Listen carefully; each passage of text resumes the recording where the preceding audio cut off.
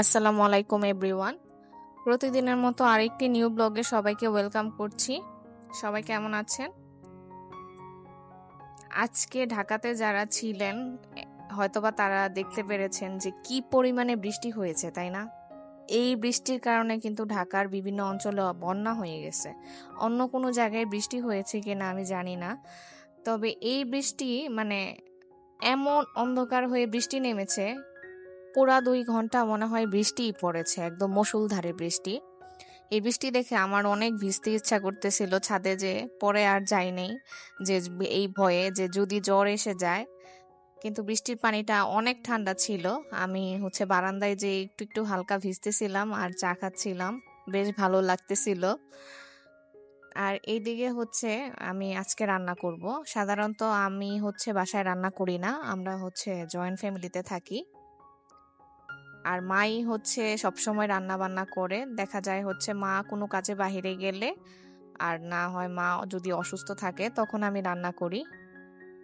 বাসায় মামা শ্বশুর এসেছে, ওনাকে নিয়ে হসপিটালে যেতে হবে, এর জন্য মা আজকে ওনাকে নিয়ে হসপিটালে গেছে। এর জন্য দুপুরের রান্নাটা আজকে আমিই করব।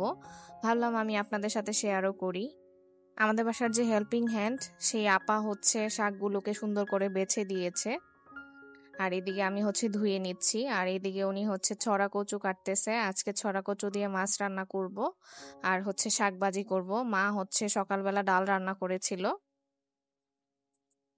আর এই যে এখানে একটু লাউ আমি কেটে নিব, কারণ আমার ছেলের জন্য আজকে লাউ দিয়ে মুরগির মাংস রান্না করব। আর বাকি সবার জন্য ছড়া কচু দিয়ে মাছ আর শাক ভাজি। ডাল রান্নাটা তো ছিলই। আমাদের বাসায় রেগুলার সবজি রান্না করা হয়, আর এই লাউটা বেশিরভাগ সময়ই মানে আমার শ্বশুর নিয়ে আসে, বাবা নিয়ে আসে বাসায়। তো সব সময় দেখা যায় এই সবজিগুলা থাকেই বাসার মধ্যে। মা আজকে বলতেছিল সে লাউ দিয়ে সবজি রান্না করবে। মা আবার যাওয়ার সময় আমাকে বলে গেছে যে আমি বুটের ডাল ভিজিয়ে রেখে গেছি, সবজিটা আমি এসে রান্না করব। পরে আমি বললাম আচ্ছা ঠিক আছে মা, সমস্যা নাই, বাকি কাজগুলো আমি সেরে রাখবো।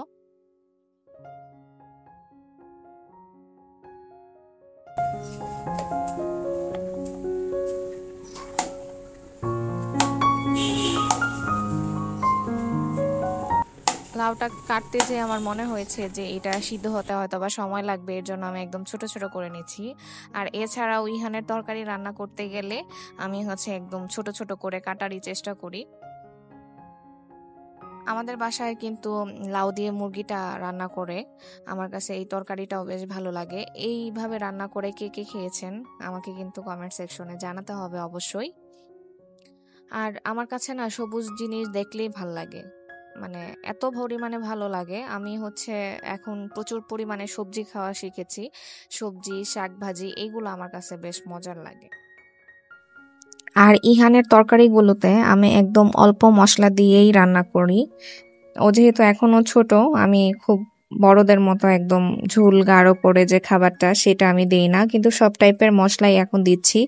আর যেহেতু আমরা ঝাল পছন্দ করি, ওকে এখন মোটামুটি ঝাল খাওয়াটাও শিখিয়ে নিচ্ছি আস্তে আস্তে। আমি এইদিকে মুরগিটা সবকিছু মশলা দিয়ে একটু একটু মেখে হাতে মেখেই বসিয়ে দিব। জানেন কি, জীবন কিন্তু সবসময় পরিকল্পনা মতো চলে না, তবু থামা যায় না। আমরা যতই পরিকল্পনা করি না কেন, বাস্তবতা কিন্তু অনেক সময় আমাদের অন্য রাস্তা দেখায়। সেই সময়ে থেমে না গিয়ে ধৈর্য ধরে সামনে এগিয়ে যেতে হবে, যত কঠিন পথই হোক না কেন।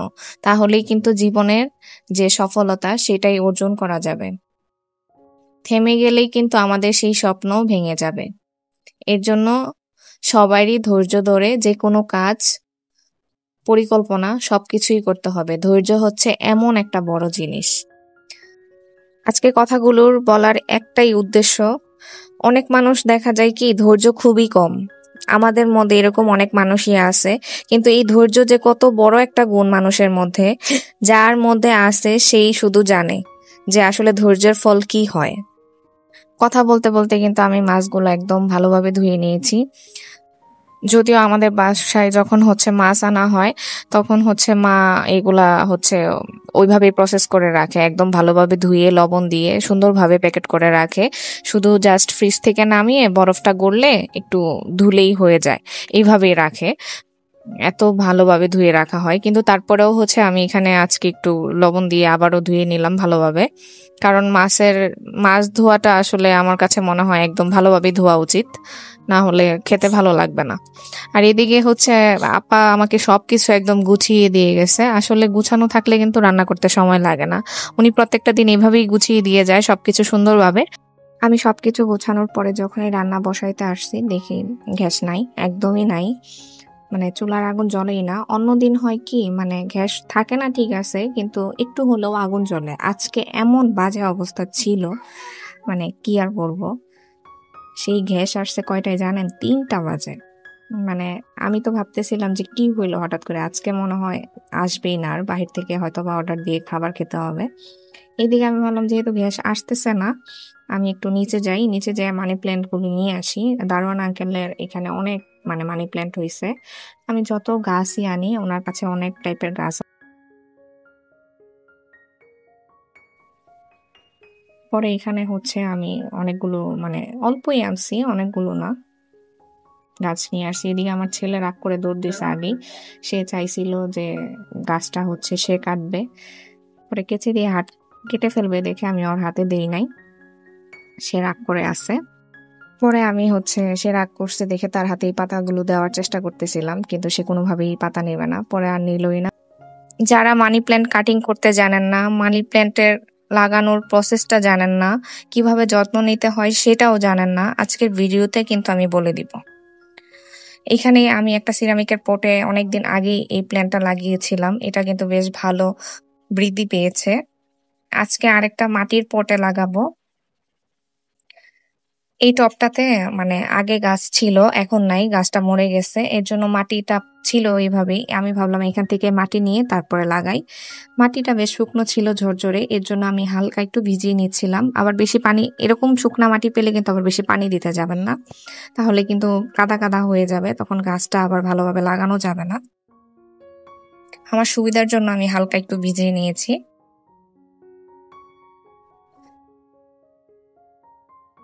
পটটা বেশি বড় না, ছোটই ছিল, এর জন্য আমার মাটি তেমন একটা আসলে লাগে নাই, খুব অল্প মাটিতেই হয়ে গেছে। আর এই পটটা কিন্তু আমি অনেক দিন আগেই কিনে রেখেছি। মানে আমার প্ল্যান ছিল কোন একটা গাছ লাগাবো, ভাবলাম আজকে যেহেতু সময় আছে আমি মানি প্ল্যান্টই লাগাই। আর এখানে হচ্ছে গাছটা লাগানোর জন্য আমি আরেকটু বেশি করেই পানি দিয়েছি,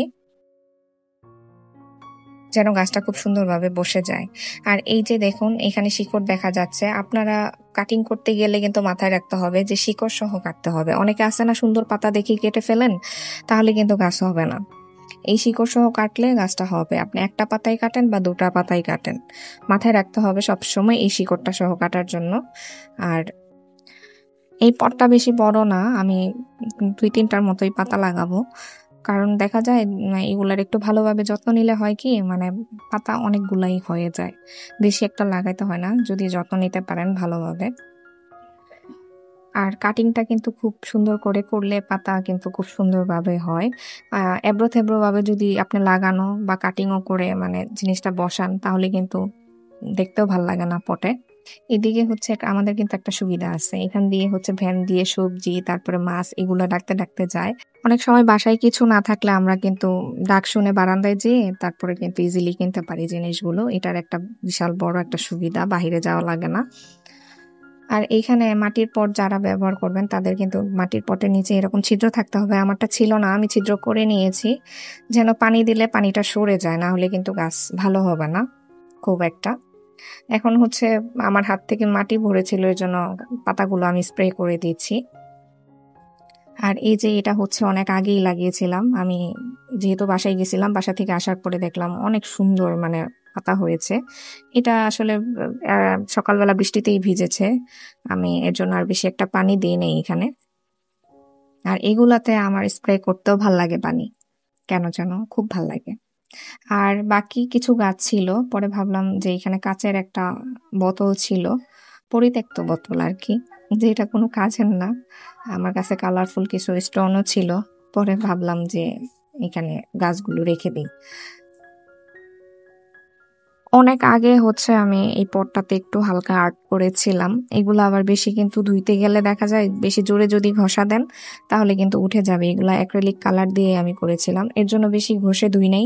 তবুও দেখা যাচ্ছে অনেকদিন পরে থাকতে থাকতে কালারটা উঠে গেছে। যারা হচ্ছে এরকম ক্ষণিকের জন্য পেন্টিং করতে যান সুন্দর লাগানোর জন্য, মানে অনেকদিনই মানে যত্ন করে ধুলে থাকে, উঠে না আর কি।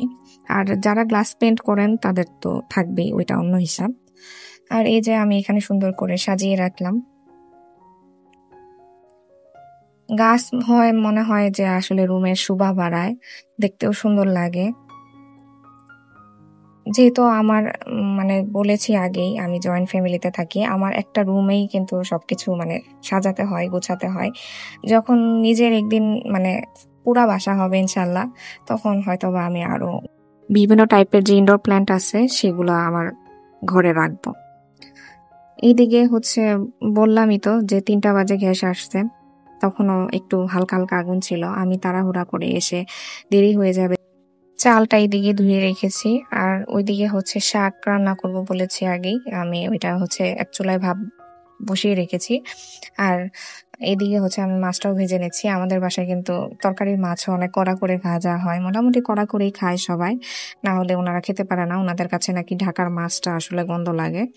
গ্রামে গেলে আসলে ওরকম একটা ইয়া হয় না, কিন্তু ঢাকাতে আসলে মাছটা আমার মনে হয় একটু ভেজে নেওয়াই ভালো। কারণ কবে না কবে সেই মাছগুলো আসে, আসলে আমরা ওরকম জানিও না। সবসময় যে টাটকা মাছ আমরা কিনতে পারি এমনটাও না।